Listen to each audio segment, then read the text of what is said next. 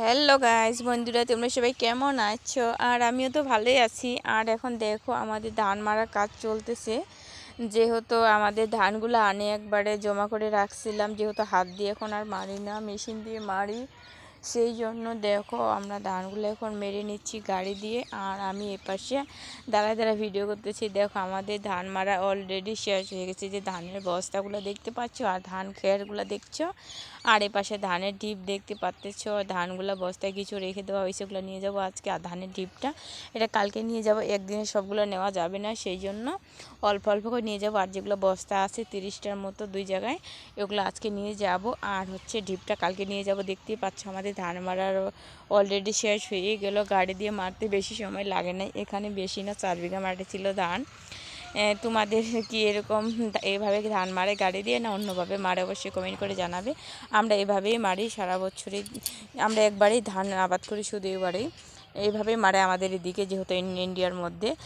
আর অনেকেই জানতে চাও, বৌদি তোমার বাড়িটা কোথায়? আমার বাড়ি কোচবিহার রাজবাড়ি। কোচবিহার রাজবাড়ি থেকে 2 ঘন্টা লাগে। আর এটা বলে পারভিসা, আসামের পাশে।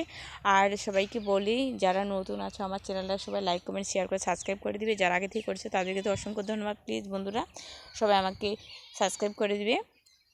দেখতে পাচ্ছ আমাদের ধান এখানে যেগুলো হচ্ছে খোসা মোসা বলে, ভাঙে পড়ে যায়, গাড়ির নিচে থাকে তলেতে, অনেক রকমের, ওগুলো আমরা এখানেই করে রাখছি। আর দেখো এটা হচ্ছে মাঝখানে ভিডিওটা ছিল, আমি সেই সময় দেখাইছিলাম দেখাইতে দেখাইতে, তখন আবার এটা মাঝখানে পড়ে গেছি। দেখতে পাচ্ছ এভাবেই ধান মারা চলে। আমার শাশুড়ি, আমার বড়মশাই এই যে ধানগুলো প্যাকেটিং করছে বস্তাতে, আর যারা কাজের লোক গাড়ি দিয়ে মারছে তারা গাড়ির ভিতরে ঢুকাই দিচ্ছে। আর আমি এভাবে ভিডিও করে নিয়েছিলাম।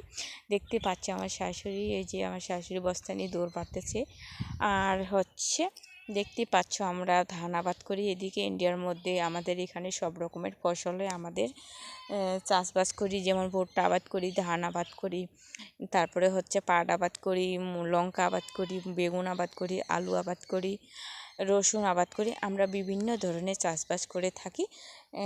তোমাদের ওইদিকে কী কী চাষ হয় অবশ্যই কমেন্ট করে জানাবে। আর আমাদের এদিকে এগুলা চাষবাস হয় জানিয়ে দিলাম। এই যে আমার শ্বশুর খেরগুলার মাছ সামনে পড়বে দেখে খেরগুলার একটু ঠেলাঠুলি করে দিয়ে আমার শ্বশুর ওগুলা কাজ করতেছে। আর আমরা সবাই মিলে ধান বস্তা প্যাকেটিং করা শুরু করে দিছি। এই যে আর দেখতে পাচ্ছ, যেহেতু এখনকার শীতকাল, সেই জন্য আমি তেলের পিঠাও বানাইলাম। পৌষ মাস যেহেতু, পৌষ মাস কথা আছে না কারো সর্বনাশ। আর হচ্ছে আমি তেলের পিঠা বানিয়ে দিচ্ছি। দেখো যেহেতু তেলের পিঠা এখন শীতকালে অনেক স্বাদ, অনেক ভারী টেস্টি, সেই জন্য আমি তেলের পিঠা বানাচ্ছি। দেখতে পাচ্ছ তেলের পিঠাটা অনেক সুন্দর সুস্বাদু। আর হচ্ছে ফুসফুসে তেলের পিঠা বানিয়ে দিলাম, ফুলতেছে অনেক সুন্দর, খাইতে টেস্টি হবে। দেখতে পাচ্ছ। আর এখন তো শীতকাল, দেখো কতগুলো বানিয়ে ফেলেছি। আর হচ্ছে যেহেতু এখন শীতকালে এখন হাউসকোটও পরে নিছি রাত্রিবেলা, যেহেতু বানানো চলতেছে, সেই জন্য। ঠিক আছে, দেখতেই থাকো, পুরো ভিডিওটা দেখার জন্য অনুরোধ থাকলো। আর আমি বেশি সুন্দর করে গুছিয়ে গাছিয়ে কথা বলতে পারি না, তার জন্য অনেক দুঃখিত বন্ধুরা। দেখো আর এখানে দেখো হাউসকোট পরে আমি তেলের পিঠা বানা শুরু। এই যে দেখো লাস্ট শেষে আমরা যেহেতু এদিকে জল প্রচণ্ড খারাপ, খাইতে পারি না এখন, সেই জন্য আমি টাইম কল থেকে জলও আনতে যাচ্ছি। এই যে দেখিয়ে দিলাম, আমরা এখান থেকে জল আনে খাই সরকারিভাবে, যেহেতু এটা ইন্ডিয়াতে জল প্রচণ্ড খারাপ। এই যে আমি জল আনতেই গেলাম, আমি খুঁটিনাটি যা করি এগুলো তুলে ধরার চেষ্টা করি। এইভাবে আমরা হচ্ছে দেখো জল আনে খাই সারা বছর। সরকারিতে এটা কল বলে, এটা হচ্ছে টাইম কল, সেখান থেকে জল আনে খাইতে হয়, না হলে জল খাওয়া যায় না। বাড়িকার কলের জল, কুয়ার জল দিয়ে স্নান করা যায় আয়রনে।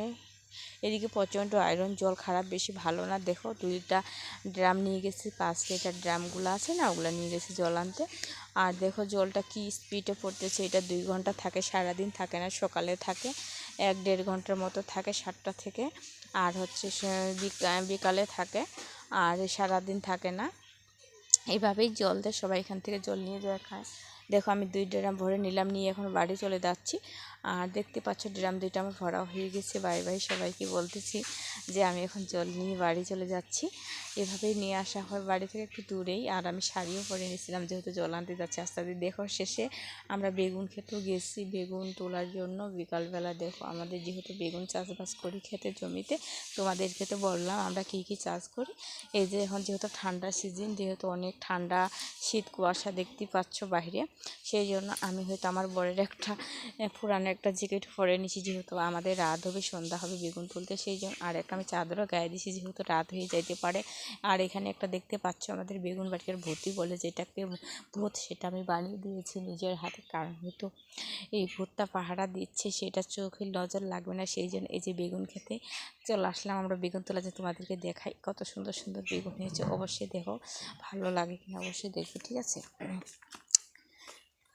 হ্যাঁ দেখো, এই যে বেগুনটা আমি তোমাদেরকে দেখিয়ে দিলাম, কত সুন্দর বেগুন হয়েছে। এখন আমাদের এই যে বেগুন তোলা হয়ে গেলে আমরা এখন বাড়িতে চলে আসলাম, দুধ দিয়ে চাষি বানাবো, অনেক টেস্ট।